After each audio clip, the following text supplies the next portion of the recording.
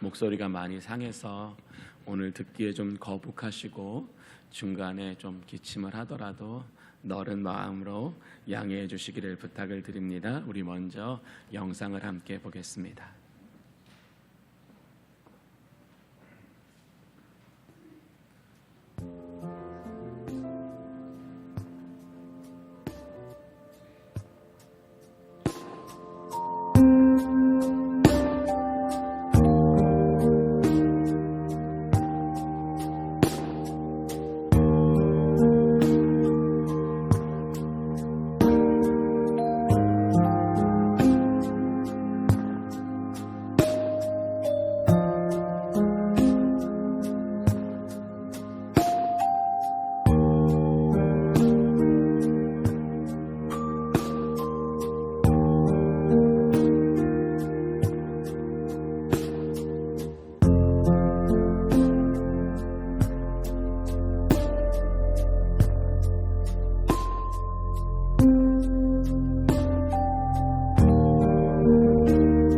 Honestly, when you walk in here and people are singing and reading scripture and talking and just praying together and just have smiles on their faces, you really do. Like, the atmosphere in here, like, it's palpable. I mean, it's in the air. The Holy Spirit is here. I think it's time for people who've come so far from near and far to experience this move to go back to wherever they came from, to spread that there.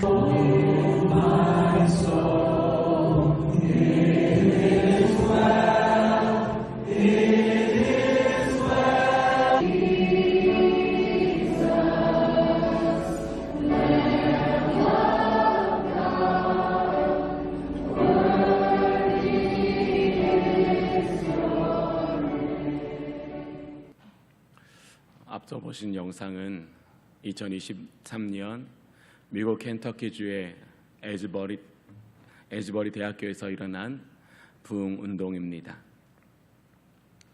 화면에서 보셨던 것처럼 24시간 예배가 2주 이상 지속되었고, 전국 각지에서 이곳으로 모여든 사람들은 차에서 6시간이 넘게 기다려야지만 겨우 예배당에 들어갈 수 있을 정도였습니다.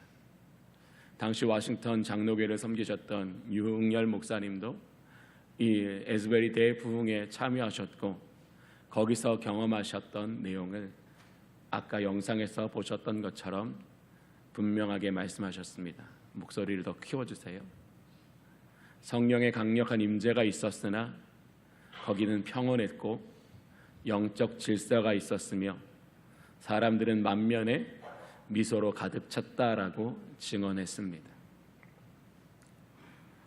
우리는 앞선 영상에서 본 바와 같이 성령의 임재와 역사는 주인과 삶의 방향을 바꾸는 회개, 두려움과 화려함에서 떠나게 하는 영적 자각, 하늘의 기쁨과 소망을 누리게 하는 거룩한 비전을 경험하게 하시는 성령의 강한 은혜와 역사가 성령으로 말미암아 에즈베리 대학교에 임하셨다라는 걸 우리는 보았습니다.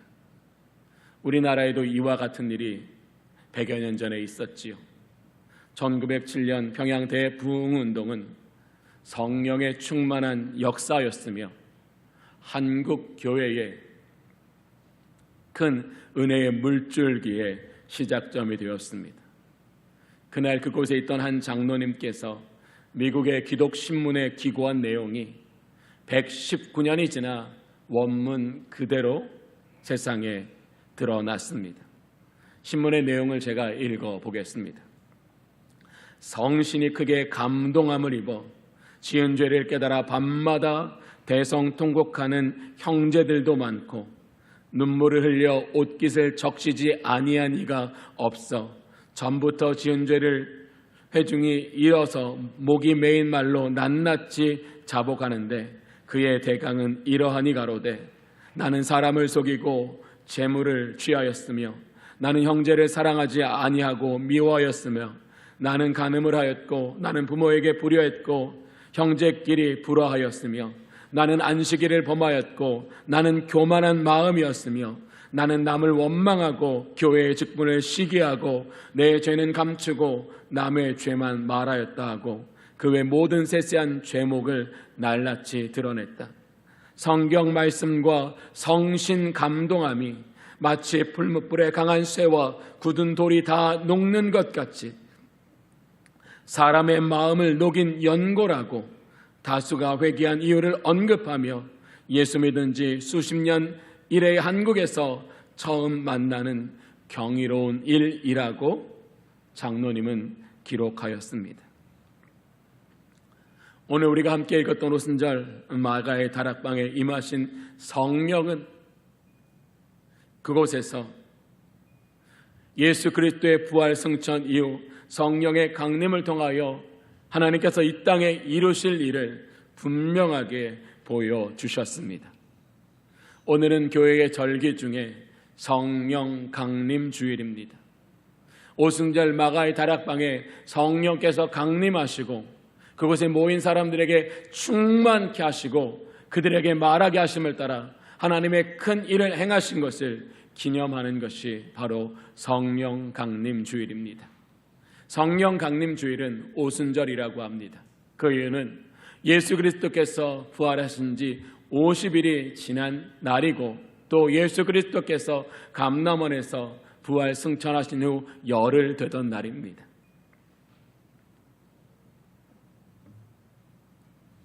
성령의 강림은 마가의 다락방에 약속을 기다리던 성도들에게 충만하게 임하신 날입니다. 사도행전 2장은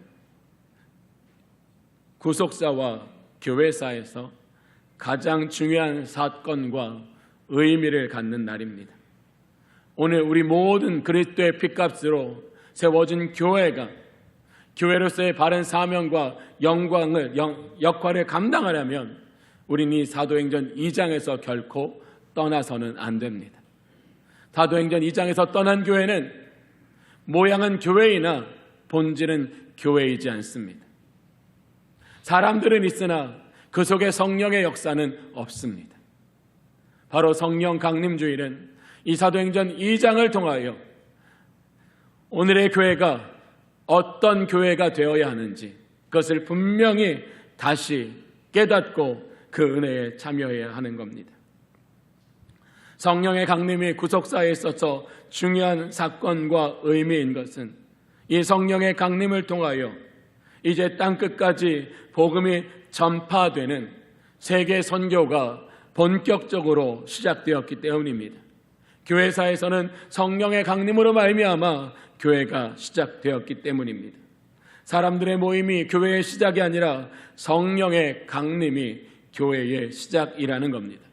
사람이 모였다고 교회가 되는 것이 아니라 성령이 우리 모임 가운데 임재하셔야지만 우리는 교회가 될 수 있다라는 이 진리를 우리는 확실히 붙잡아야 한다라는 겁니다. 교회는 성령의 임재와 역사 없이는 이 땅에서의 교회의 역할과 사명을 감당할 수 없습니다. 이 땅의 교회가 그 역할과 사명을 감당하기 위해서 가장 먼저 그리고 중요하게 해야 할 일은 오순절 마가의 다락방에 임하신 성령 하나님께서 우리 각 사람 위에 충만하게 임하시기를 간구해야만 합니다. 오늘 본문의 말씀을 통해서 우리 주내교회가 초대교회와 같은 성령의 은혜와 역사로 부흥되는 교회가 될 수 있기를 바랍니다. 오늘 사도행전 2장 1절은 무엇으로부터 시작해요? 이 성령의 강림이 누구에게 임하셨는지를 가장 먼저 우리에게 드러내고 있습니다. 사도행전 2장 1절을 읽어보겠습니다. 오순절 날이 이미 이름에 그들이 다 같이 한 곳에 모였더니 성령이 그들 위해 임하신 사람들은 누굽니까? 1절은 그들이라고 말합니다. 바로 그들은 누굽니까? 예수 그리스도의 말씀을 듣고 그 약속하신 것을 얻기 위하여 한 곳에 모인 사람들이었습니다. 바로 그들은 누구를 말하는 겁니까? 약속의 사람들을 말하는 겁니다. 오늘 우리는 이 하나님의 말씀을 통하여 누구에게 성령이 충만하게 임재하시는가를 똑똑히 아는 은혜가 있기를 원합니다. 성령은 누구에게 임한다고요? 약속의 사람에게 임하신다라는 거예요. 그 사람이 어떤 조건이나 자격을 갖추었기 때문에 그 사람에게 조건과 자격에 따라 성령이 강림하신 것이 아니라 그들이 예수 그리스도께서 주신 그 약속을 그 안에 두고 그것을 믿고 그것을 소망했더니 성령이 그들 가운데 강림해 주셨다라는 거예요.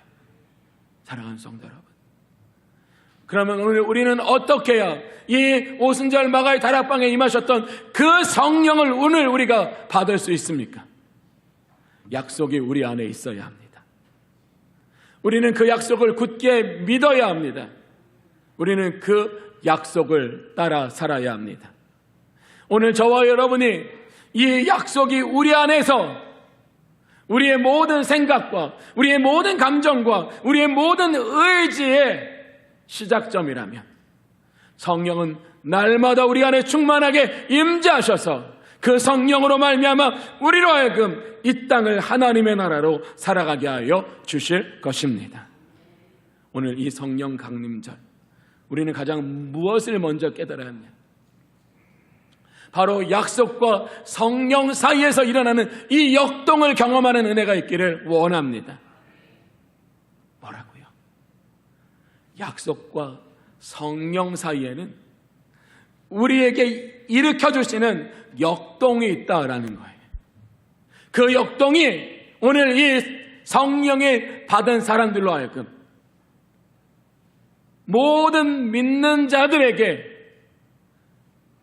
표본이 되는 진정한 교회의 모델을 제시하고 있다라는 거예요. 사랑하는 성도 여러분, 여러분은 하나님의 그 신실하신 약속, 예수 그리스도 안에서 분명히 성취되고 보증된 그 약속으로부터 여러분은 영향력을 받고 계십니까? 우리가 이 은혜를 회복하는 저와 여러분이 되기를 원합니다.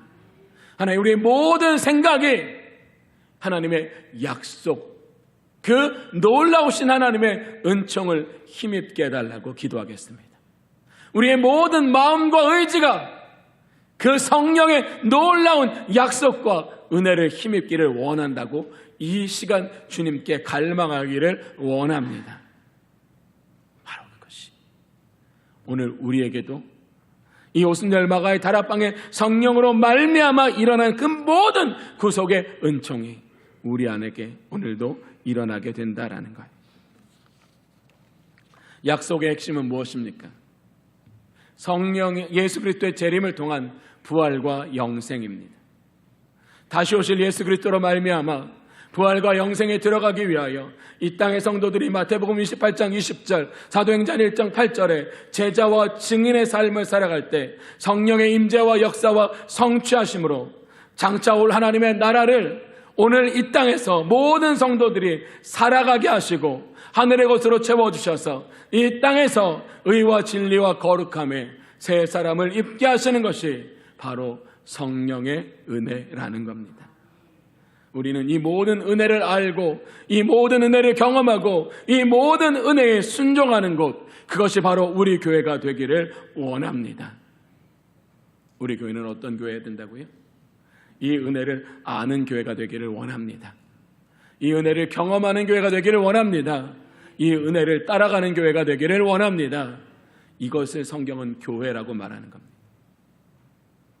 예배당을 가졌다고 교회라고 말하지 않습니다. 성경이 말씀하시는 진정한 교회는 하나님을 따라가는 곳입니다.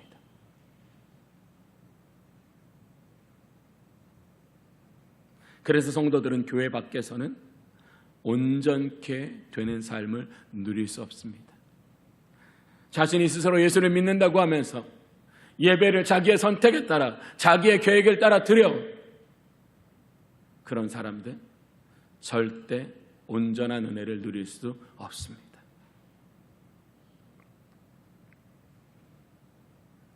사랑하는 성도 여러분, 왜 약속의 자리에 성령이 충만하게 임하셨을까요? 이것이 오늘 우리가 이 본문의 말씀을 열어가는 키워드일 겁니다.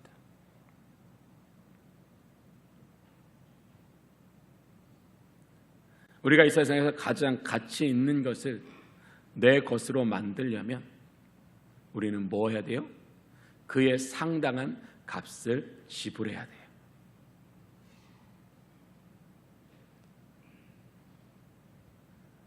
성령이 오셨다라는 것,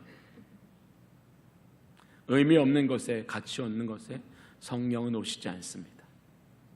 성령이 오셨다라는 이 한 가지 사건은, 이 약속이 신앙에 있어서, 교회에게 있어서, 선교에 있어서 얼마나 중요한 것이라는 걸 보증하는 것이 바로 성령의 강림입니다.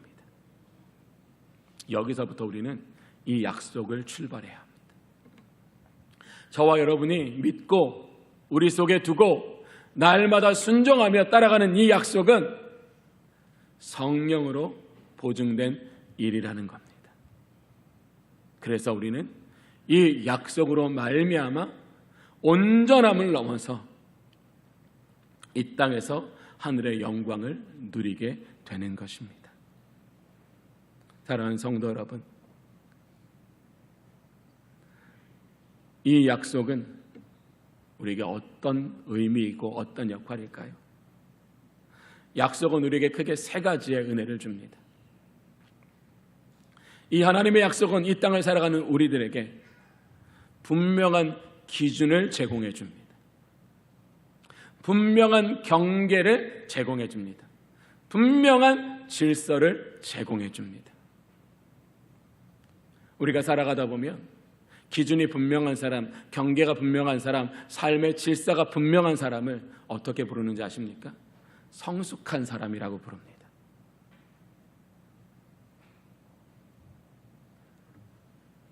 오늘 우리는 이 성령을 통하여 약속이라는 하나님 나라 기준으로 살아가는 은혜가 저와 여러분에게 있기를 원합니다.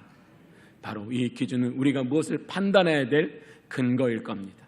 우리가 무엇을 선택해야 될 중요한 시작점일 겁니다. 우리가 이 약속이라는 기준점에 맞춰서 살아가게 된다면 우리는 우리의 삶의 약속의 은혜를 반드시 누리게 될 겁니다. 약속은 우리에게 경계입니다.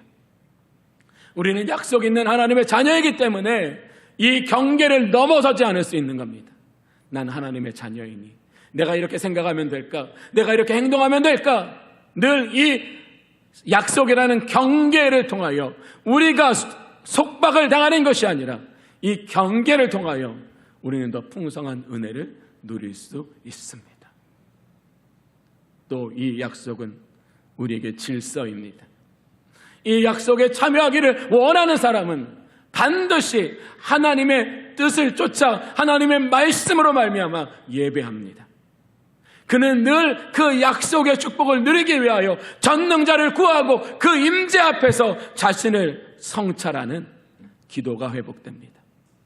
이렇게 예배와 기도, 봉사와 또 복음 전함이라는 우리의 삶에 분명한 질서가 생기면 그 질서는 우리가 어떤 은혜가 있는지 압니까?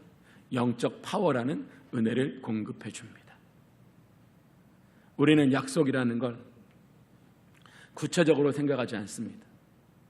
저는 이 성령의 강림 주일이야말로 약속의 자리에 성령이 임하셔서 바로 그 사람들 안에는 약속이 그들의 삶이 되도록 이끌어 가시는 그 성령의 은혜가 우리 가운데 있기를 원합니다. 사랑하는 성도 여러분, 성령이 무엇을 기뻐하실까요? 우리가 그 약속 위에 서는 걸 기뻐하십니다. 그 약속을 따라가는 것을 기뻐하십니다. 그 약속을 통하여 나의 존재가 지어져가는 것을 원하십니다. 그것이 성령의 은혜라고 말하는 거예요.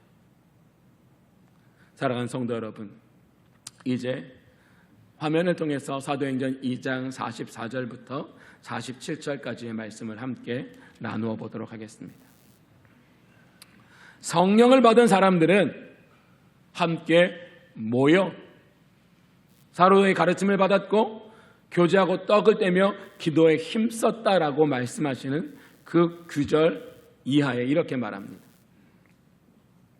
믿는 사람이 다 함께 있어 모든 물건을 서로 통용하고. 믿는 사람들이 어떻게 했다고요? 서로 물건을 통용했다라고 말합니다. 45절을 볼까요? 또 재산과 소유를 팔아 각 사람의 필요를 따라 나눠주었다라고 얘기하고 있습니다. 심지어 재산과 소유를 팔아서 그것을 자기를 위해 또 다른 재투자를 한 게 아니라 각 사람의 필요를 따라 나누어 줬다고 말합니다. 46절을 볼까요? 날마다 마음을 같이하여 성전에 모이기를 힘쓰고 집에서 떡을 떼며 기쁨과 순전한 마음으로 음식을 먹었다고 말합니다. 바로 이 놀라운 하나님께 속한 이 삶은 바로 약속이 배경이 돼서 나타난 현상이라는 거예요. 약속은 뭐예요? 그리스도 예수께서 우리를 위하여 처소를 예비하시고 우리에게 다시 오실 때 우리는 영광 중에 주님과 함께 영생에 들어갑니다. 소망하십니까? 아멘 안 하시면 어떻게 돼요? 그럼 설교할 의미가 없잖아요. 속으로 다 아멘 하셨죠? 네. 때로는 성령님이 목소리도 아멘 하는 것도 좋아하세요. 사랑하는 성도 여러분, 우리의 심장에 그의 나라가 있다면 우리의 마음의 방향은 그의 나라를 따라갑니다. 우리에게 이미 보장된 하나님의 나라가 있으니 우리는 그 나라에 부끄러움으로 들어가는 것이 아니라 하나님이 기뻐하시는 입은 자와 같이 그 안에 들어가려고 할 겁니다. 그러면 그 사람들은 어떤 존재가 될까요? 베푸신 모든 것을 내 것이라고 그들은 관점을 가지지 않습니다. 하나님께서 내게 주신 선물이고 하나님의 뜻이라는 청지기적인 관점과 사명을 갖게 될 겁니다. 그 결과가 바로 초대교회라는 거예요. 이 초대교회도 다 이 모든 초대교회 성도들에게 뭐예요? 변치 않는 약속이 있었기 때문에 그 약속에 들어갈 때는 돈으로 가는 게 아니라 명예로 가는 게 아니라 열심으로 가는 게 아니라 하나님의 기뻐하시는 뜻을 행함으로 가는 것이기 때문에 이 모든 것들을 할 수 있었다라는 거예요. 사랑하는 성도 여러분, 여기가 포인트예요. 사람은 육체를 가졌다라는 건 두려움을 가졌다라는 겁니다. 사실 죽는 순간까지 어떤 누구도 두려움을 떨쳐낼 수는 없습니다. 두려움을 떨쳐냈다는 건 뭐냐면 죽었다라는 의미와 동일할 겁니다. 그런데 오늘 본문은 우리에게 뭘 말씀하고 있어요?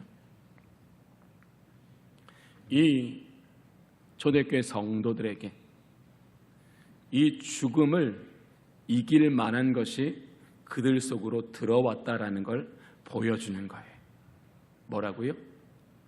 두려움을 이길 만한 것들이 그들 속에 들어왔는데 바로 그들 속에 죽음을 이기는 강력, 죽음을 이기는 지식, 죽음을 이기는 은혜가 누구로부터 들어온 거다고요? 성령으로 말미암아. 그걸 말하는 거예요. 그러면 오늘 우리는 오순절을 성령 강림절을 지키면 우리는 어떻게 고백해야 돼요? 하나님, 두려움을 이기는 강력을 내게 성령을 통하여 주시옵소서. 두려움을 이기는 지식을 성령을 통하여 주시옵소서. 두려움을 이기는 은혜를 성령을 통하여 주시옵소서. 바로 그래야 우리가 뭐예요? 이 초대교회와 같은 교회의 회복과 부흥을 경험하게 된다라는 걸 우리에게 보여주시는 거예요. 저는 이 성령 강림주의를 통하여 우리에게 모든 육체의 두려움을 이기는 하나님의 강력이 우리 속에 충만하게 임하시기를 원합니다. 그것이 바로 교회야. 그리고 또 저는 더 놀라운 은혜를 함께 나누기를 원합니다. 우리 함께 4절을 볼까요? 그들이 다 성령의 충만함을 받고 성령이 말하게 하심을 따라 다른 언어들로 말하기를 시작하니라. 성령 하나님은 어떤 하나님이시라고요? 말하게 하시는 하나님이라는 거예요. 이 말하게 이게 하나님께서 이 거기에 모인 사람들에게 주시는 말은 뭐였어요? 각 나라의 방언이었어요. 근데 오늘 본문은 왜 각 나라의 방언이었는가를 정확히 말하고 있어요. 자, 다시 한번 읽어볼게요.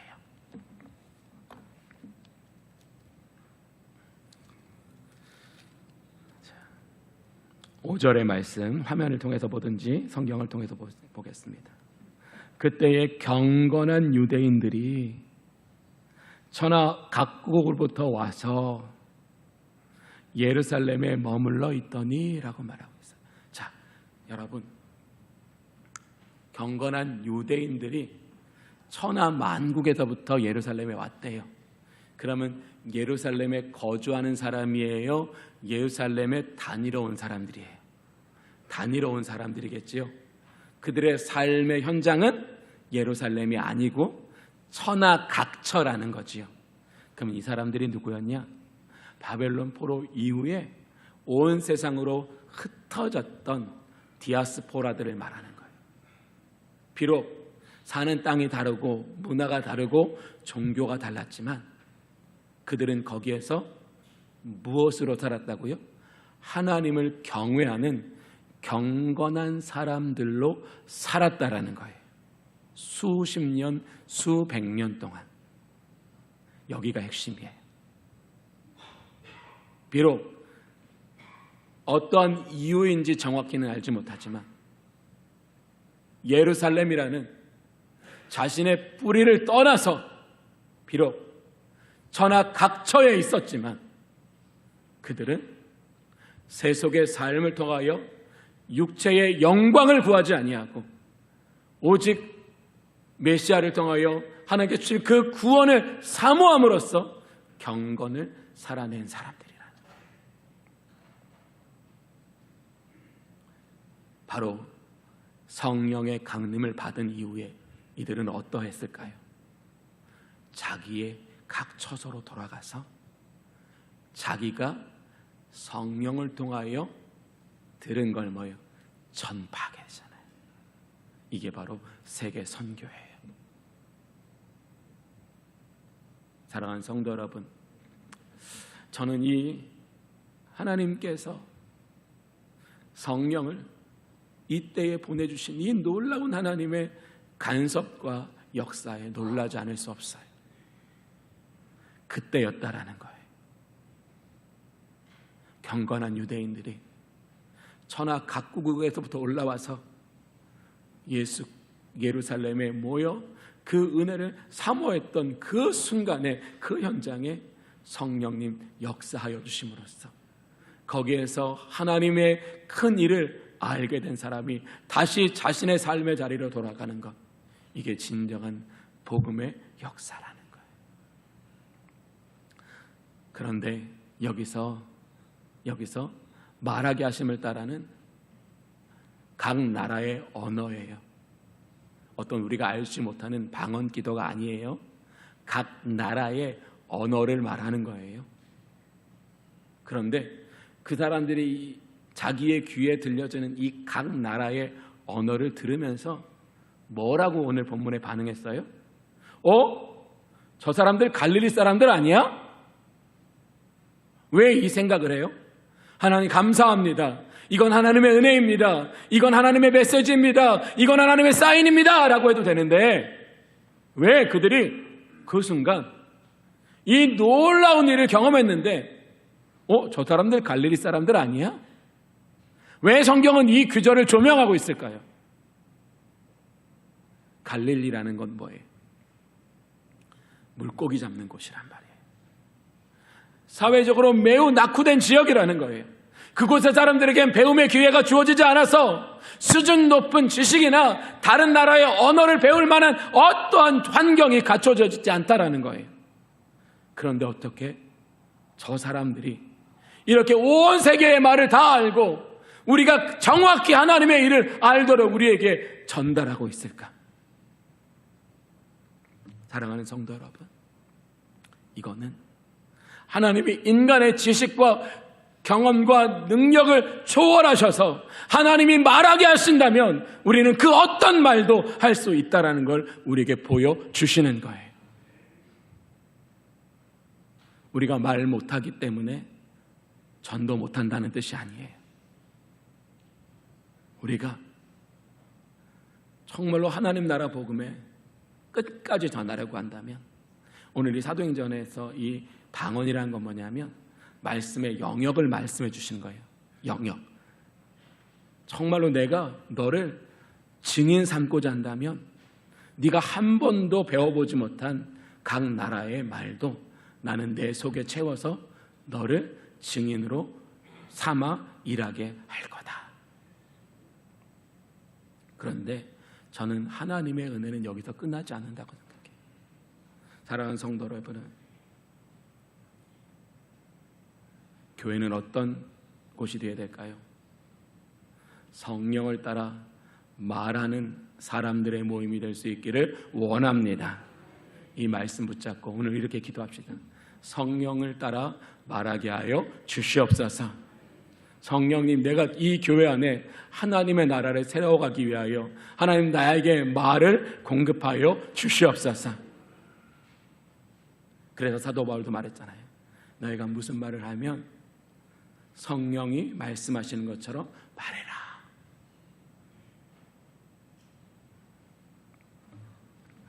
다시 제가 사도행전 2장 46절로 돌아가 보겠습니다.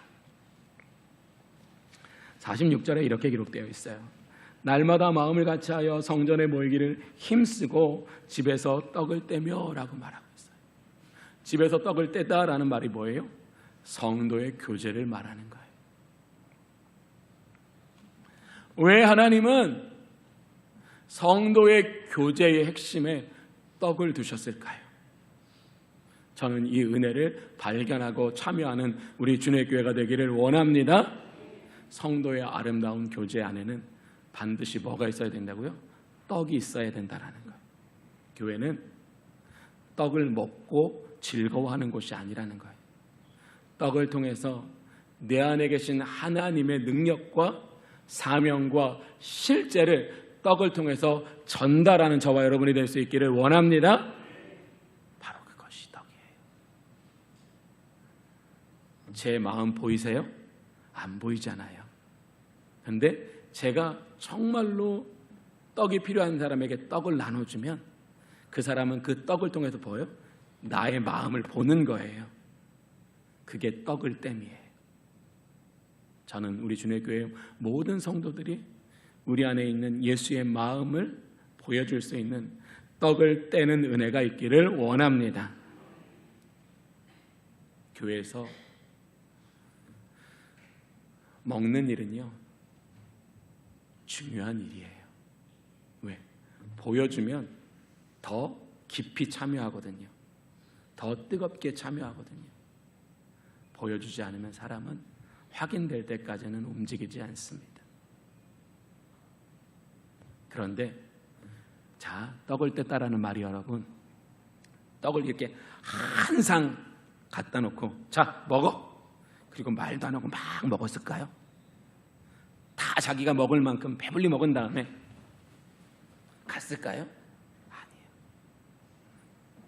떡을 떼면 반드시 어떤 말이 먼저 나와요? 이거 누가 냈어? 되게 맛있더라. 야, 이렇게 어떻게 적절할 때 이런 행동을 했을까? 성도의 교제의 핵심은 뭐예요? 말이에요, 말. 저는 우리 주의 교회가 성령의 말하게 하심을 통하여 주신 그 언어로 성도의 교제를 이루어가는 교회가 되기를 원합니다. 그것이 초대교회가 가진 힘이었습니다. 특별히 우리가 목장으로 모일 때 집에서 모임에 가시기 전에 이렇게 기도하고 가시기를 축복합니다. 하나님, 오늘 내가 성령의 말하게 하심을 따라 말하게 하여 주시옵소서. 말하는 태도, 뉘앙스, 언어 선택, 드러나는 모든 감정이 성령의 다스림을 받게 하여 주시옵소서. 성령님, 내가 욱하는 마음이 날 때 내 마음을 붙잡아 주시옵소서. 하나님, 내가 사람의 언어의 겉이 아니라 언어의 속을 읽어낼 수 있는 분별을 허락하여 주시옵소서. 그래서 내가 성령에 따라 말하게 하여 주시옵소서. 바로 그런 교제가 바로 이 땅에 하나님의 약속을 이루어가는 하나님의 은혜를 누리게 하는 것을 말하는 거예요. 사랑하는 성도 여러분, 우리 주님의 교회는 성도의 아름다운 교제가 있는 교회가 되기를 원합니다. 그 교제의 핵심에 하나님이 떡을 두신 걸 기억하십시오. 그리고 그 떡을 통하여 우리가 무엇을 전달해야 하고 무엇이 그 사람 속에 역사해야 되는지를 선명하게 아는 은혜가 있기를 원합니다. 그래서 우리 주님의 교회 방문하는 모든 사람들이 우리 주님의 교회 안에서 하나님의 풍성함을 경험케 하는 복이 우리 가운데 있기를 원합니다. 다시 11절로 돌아가겠습니다. 그레데인과 아라비아인들이 우리가 다 우리의 각 언어로 하나님의 큰 일을 말함을 듣는도다 하고, 자, 성령의 강림은 무엇을 목적으로 하고 있어요? 하나님의 큰 일을 목적으로 하고 있다라고 말하고 있어요. 이것은 뭐냐면 두 가지예요. 하나님의 큰 일은 성령의 감동으로 알 수 있다라는 것. 하나님의 큰 일은 성령의 도우심으로 할 수 있다라는 것. 전 우리 주님의 교회가 성령의 충만함을 통하여 하나님의 큰 일을 아는 것을 넘어서 경험하는 교회가 되기를 원합니다. 바로 교회의 부흥은 여기입니다. 우리가 하나님의 큰 일을 알 때 성령이 일하기 시작합니다. 우리가 그 하나님의 큰 일에 믿음으로 참여할 때 성령이 우리 가운데 그것을 보게 하여 주십니다. 우리가 본다는 건 뭐예요? 진행되고 있다는 거예요. 결국 그 진행의 끝을 성령이 완성해 나가시기 때문에 우리는 그 모든 하나님의 큰 일 안에서 우리의 삶을 새롭게 지어가시는, 우리는 일했지만 하나님은 지어가시는 하나님의 위대하심을 경험하기를 원합니다. 우리 이렇게 고백할 수 있었습니다. 하나님, 저는 지극히 작고 무익한 자이었으나 매일 하나님의 음성 듣고 그 음성에 반응했더니 하나님이 나를 지으셨습니다. 하나님이 내게 열매 맺게 하여 주셨습니다. 나에게 일어난 모든 은혜와 축복에 하나님의 역사가 그 중심에 들어와 있기를 원합니다. 그래야 교만하지 않아요. 교만하지 않아야 그 은혜를 누릴 수 있어요. 교만하지 않아야 그 은혜를 나눌 수 있어요. 사랑하는 성도 여러분, 오늘 우리가 주목해야 될 것은 한 가지입니다. 그날 거기에 그 사람들에게 일어난 일은 결코 며칠 기분 좋은 일이 아니었다라는 것. 한 사람의 인생을 바꾸는 사건이었다라는 것. 그리고 그 은혜는 그날 거기 그 사람들에게만 있는 것이 아니라 오늘 우리에게도 주시는 하나님의 은혜인 줄로 믿습니다. 오늘 성령 강림 주일은 이것을 경험하는 날이에요. 여기 지금 우리에게 그 은혜를 재현시켜 주시옵소서. 그 능력을 재현시켜 주시옵소서. 성령 하나님께서 우리에게 성령 강림절을 지키시는 이유가 뭐예요? 성령은 우리에게 재현시켜 주시기를 원한다라는 거예요. 재현된 그 능력으로 우리를 살게 하신다라는 거예요. 성령을 받은 우리를 통하여 오늘도 하나님의 나라를 이 땅에 이루어 가신다라는 거예요. 사랑하는 성도 여러분, 인생에서 가장 중요한 것은 지금을 어떻게 만들어가는 거냐. 우리의 지금이 성령의 충만과 말하게 하심을 따라 이루어지기를 원합니다.